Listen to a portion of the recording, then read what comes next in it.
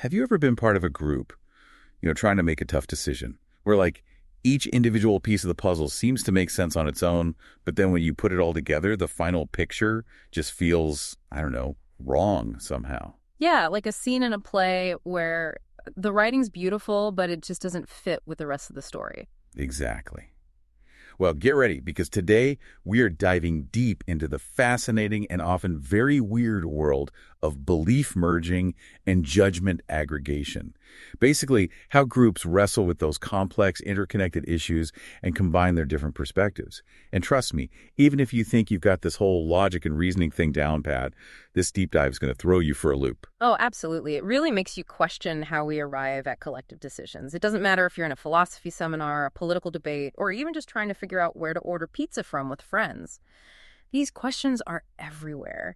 And the truly mind-blowing part is how thinkers from completely different fields, philosophers, political scientists, computer scientists, they've all bumped into these same puzzles. It's like there's this hidden structure to how we think collectively, right? And so our mission today is to really break down how those individual beliefs and judgments come together at the group level. We're going to dig into the traps, the paradoxes, and explore some of the solutions that have been proposed. And maybe the biggest surprise of all, something as simple and seemingly fair as a majority vote, when applied to each little part of a problem, can actually lead to a totally irrational outcome for the group, even if every single person is being perfectly logical on their own. It's like group logic gone haywire. But don't worry, we're going to keep things clear and engaging whether your philosophical background is more modal logic or just a good dose of healthy skepticism. So buckle up and let's get started. Okay, so to really kick things off, let's imagine a classic philosophical scenario, but we'll give it a legal twist. Picture a three-judge court. Their task: to figure out if there's been a breach of contract. Now, the legal doctrine says the defendant, let's call them D, is liable. We'll call this R if and only if two things are true. First, the contract actually forbids a specific action, P, A, and D. Second, D went ahead and did that very thing, Q. In super formal logic terms, R is true when both P, A, and D, Q are true. So there's this two-part test to determine liability. Now, how do our three wise judges rule on each of these pieces? P, Q, and then the big one, R. Right. So Judge 1, after reviewing all the evidence, decides, yep, the contract did forbid the action, P is true, and yep, D did it, Q is true, meaning D is liable, R is true. Makes sense so far. Makes sense to me. What about Judge 2? Judge 2 agrees the contract was restrictive, P is true, but says, hang on, D didn't actually DO the forbidden thing, Q is false, so D is not liable, R is false. Okay, so we have a split decision. What about our tiebreaker, Judge 3? Judge 3 comes in and says, well, I think the contract didn't actually forbid the action, P is false, but D did do it anyway, Q is true. So for Judge 3, D is also not liable. R is false. So each judge has looked at the evidence, and they've each come to their own conclusion about P and Q, and then applied those to decide on R. So where's the paradox? Each judge seems to be perfectly logical on their own. Here's where things get interesting. If we go with the good old majority rule and vote on each of these propositions separately, a majority of judges, Judge 1 and Judge 2, think P is true. Another majority, Judge 1 and Judge 3, think Q is true, but hold on. A different majority, Judges 2 and 3, think R is false. So if we follow the majority, the overall judgment is P is true, Q is true, BDTR is false. But wait, that completely goes against the legal doctrine everyone agreed on. If P is true, any Q is true, then R, a case has to be true. It's like the logic itself is breaking down. Exactly. And this, my friend, is the doctrinal paradox. It throws a major wrench in the idea that if you just combine a bunch of rational individual judgments, you'll automatically get a rational group judgment. So it's not as simple as we might think. Not at all. And this paradox has a long history. If you dig back into the history of logic, you'll find that thinkers like Poisson in the 1800s and Vaca in the early 1900s, they were already noticing similar problems when trying to combine opinions on issues that are logically connected. So this isn't just some newfangled problem. It's a fundamental challenge. And I'm guessing this doctrinal paradox isn't alone, right? It feels like it must have some close relatives in other areas of decision-making. You're absolutely right. It's got a very famous cousin called the Condorcet paradox over in the world of preference aggregation. Basically, that one shows how majority rule can create these crazy cycles in group preferences. Imagine a group prefers option A to B, B to C, but then C to A. It's a never-ending loop. The doctrinal paradox is similar, but instead of preferences, it's about judgments on propositions that are all logically tied together. So how do we deal with this? If simply voting can lead to these logical black holes, are there any strategies to avoid them? That's where the field of judgment aggregation comes in. It's all about finding ways to combine those individual judgments into a collective one, but in a way that keeps things logically sound. It's like building a bridge between individual thoughts and group decisions. So it's more than just collecting votes, it's figuring out how to integrate different perspectives in a way that makes sense logically. Exactly. And there's a deeper philosophical question here, too. Do groups actually have beliefs? And if so, how do those beliefs connect back to the beliefs of the individuals in the group? You can imagine, like a city council deciding whether to build a new bridge. Their decision depends on their beliefs about the economic impact, the environmental effects, and so on. Judgment aggregation asks, how do we move from those individual beliefs to a coherent belief held by the council as a whole? It's about the very essence of what it means for a group to believe something. And this goes way beyond just city councils, right? Absolutely. This problem pops up all over the place. Think about social epistemology, particularly what's called the testimony problem. Let's say you have a bunch of experts and they're all giving different opinions on some complex issue, like climate change, where the facts themselves are all interconnected. How do we take all of their testimony and combine it into a single, well-supported collective belief? The same problem shows up in artificial intelligence, too. How do you combine information from different sensors or AI systems when they're giving conflicting outputs? So we've got these different sources of information, and they can all be valid on their own, but the challenge is figuring out how to blend them without running into those logical contradictions. So where does belief merging come in? Belief merging takes a slightly different approach. It's all about fusing information from multiple sources that are considered independent and equally reliable. But here's the key for. The information has to be expressed in the language of propositional logic.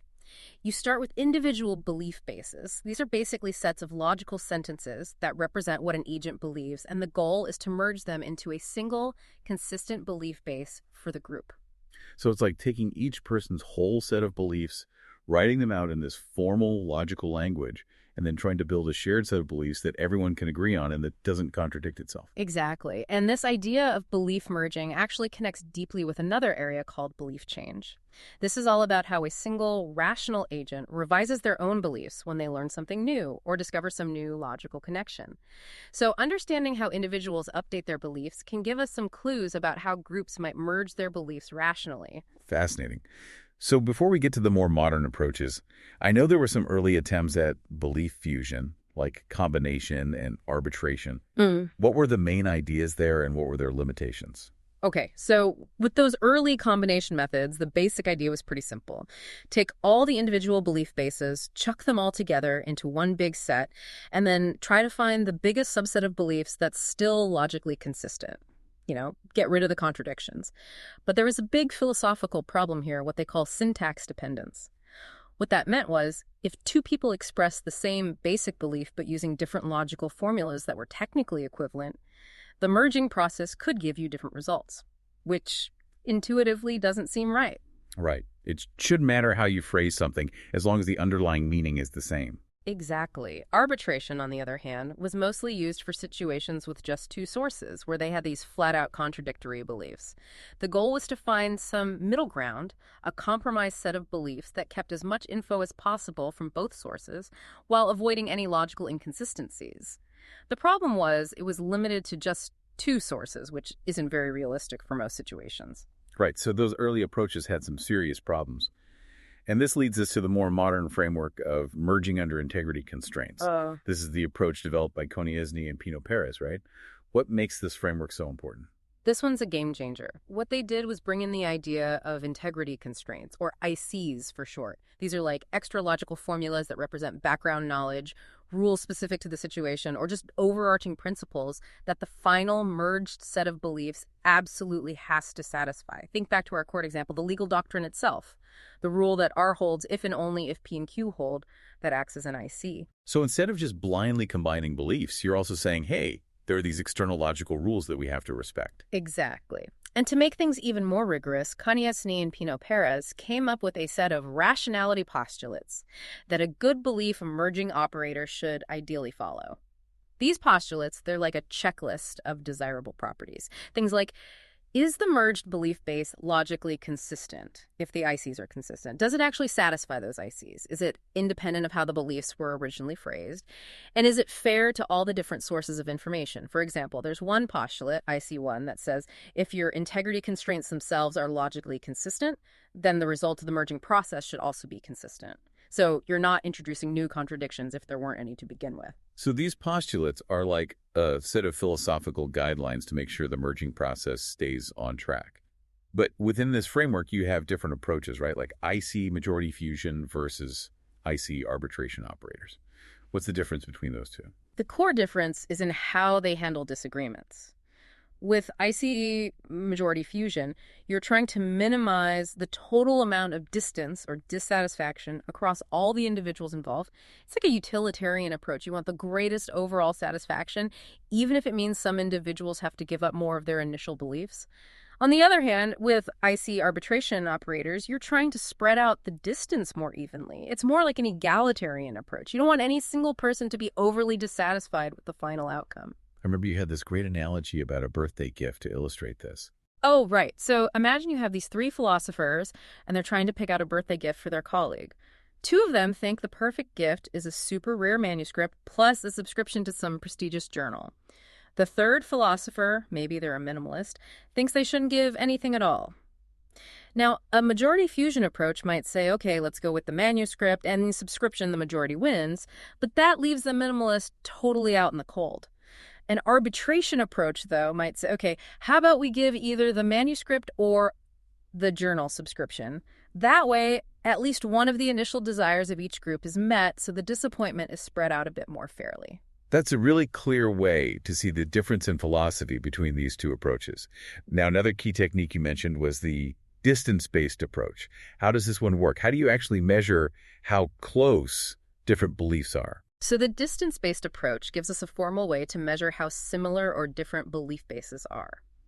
The main idea is to pick those interpretations which are like different ways to assign truth values to all the propositions involved that satisfy the integrity constraints and that are, on average, the closest to the individual belief bases you're trying to merge. And the way we make this closeness precise is through a distance metric and an aggregation function. So for each possible outcome, we calculate how far away it is from each person's set of beliefs. But how do we measure that distance? Right. So first, we need a way to measure the distance between two interpretations. One common way to do this is using the Hamming distance. Basically, you just count up the number of propositions where the two interpretations disagree. It's like a measure of how many basic factual disagreements there are. Then, to get the distance between an interpretation and a whole belief base, remember, a belief base is a set of interpretations. You take the smallest Hamming distance between that interpretation and any of the interpretations that satisfy the belief base. Okay, so for each potential merged outcome, we figure out how far it is from each person's beliefs. Then what? That's where the aggregation function comes in. This function takes all those individual distances and combines them into a single score for that potential outcome. A couple of common aggregation functions are the minisum and the minimax. With the minisum, you just add up all the individual Hamming distances. With the minimax, you look at the biggest Hamming distance from any single individual. So as we talked about before, minisum tends to favor outcomes where most people are happy, even if a few have to compromise more, while minimax is more about minimizing the biggest disagreement, more like that arbitration approach. It's amazing how these different philosophical ideas are all reflected in the math.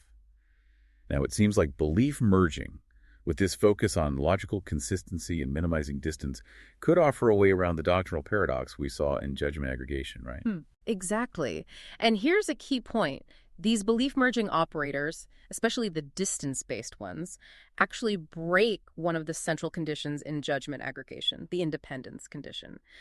That condition says that the group's judgment on a proposition should only depend on what individuals think about that specific proposition, not on their judgments about other related propositions, but belief merging throws that out the window. It considers the whole belief base, all those interconnected beliefs, and it uses those integrity constraints, which often express logical dependencies, to guide the process. So, by relaxing this independence condition, belief merging might be able to avoid those paradoxical, irrational outcomes that pop up in judgment aggregation. You got it. And the integrity constraints in belief merging, they're doing a similar job to the collective rationality conditions you often see in judgment aggregation. Both are trying to filter out those outcomes that just don't make logical sense. So let's go back to our three judges one last time. How would the Minnesome Rule, using that legal doctrine as our integrity constraint, handle their conflicting judgments? Okay, imagine we look at all the possible ways to assign truth values to P, Q, and R. There are 8 in total. First, we'd toss out any assignments that violate that legal doctrine. Those can't be the outcome. Then, for each of the remaining logically consistent interpretations, we'd calculate its Hamming distance from each of the 3 judges' individual judgment sets, basically, how much their individual views differ from this potential outcome. Finally, we would add up those 3 distances for each interpretation. The Minnesome Rule would then pick the interpretation or interpretations with the lowest total Hamming distance. And in our contract case, what would that look like? Well, interestingly, that interpretation where P is true, Q is true, but R is false. The contradictory one from majority voting would probably have a pretty low total Hamming distance if we weren't paying attention to the legal doctrine. But because it breaks our rule, it's out. When we look at the interpretations that DO follow the legal doctrine, it's possible that several different ones end up with the same lowest total Hamming distance. In our judges scenario, the interpretations that match each of the judges' original consistent views, those might all end up tied when we enforce the legal doctrine. So, unlike majority voting, this method respects the rules of the game and doesn't lead to a contradiction, but it might not always give you a single clear winner, right? Right. That's what we call an irresolute outcome. It means you might end up with a set of equally good outcomes, and you'd need some extra tie-breaking rule to pick a single decision. This has been a really eye-opening look at these two approaches. And it's clear that while both belief merging and judgment aggregation are trying to solve similar problems, they have different strengths and weaknesses. Absolutely. With belief merging, you usually start with a richer set of beliefs from each individual, not just focused on a specific set of issues. The output is a collective belief base that's internally consistent and follows those predefined rules. Judgment aggregation, on the other hand, tends to focus on a specific list of propositions, and individuals just give a yes-no answer to each one. The goal there is to reach a group judgment on that same list. Plus, judgment aggregation often assumes that everyone gives a complete and consistent set of judgments, while belief merging is sometimes a bit more flexible, allowing for some initial inconsistencies or gaps in individual beliefs. You also mentioned some extensions and criticisms of these frameworks. Could you give us a quick overview before we wrap up? Sure. One cool connection is that the Minnesome Rule we talked about in belief merging is very similar to something called the Kemeny Rule in social choice theory. That rule tries to find a ranking of preferences for the group that minimizes the total number of disagreements with individual preferences. But just like with the Kemeny Rule, these distance-based belief-merging procedures can be pretty computationally heavy, especially with big groups or complex belief bases.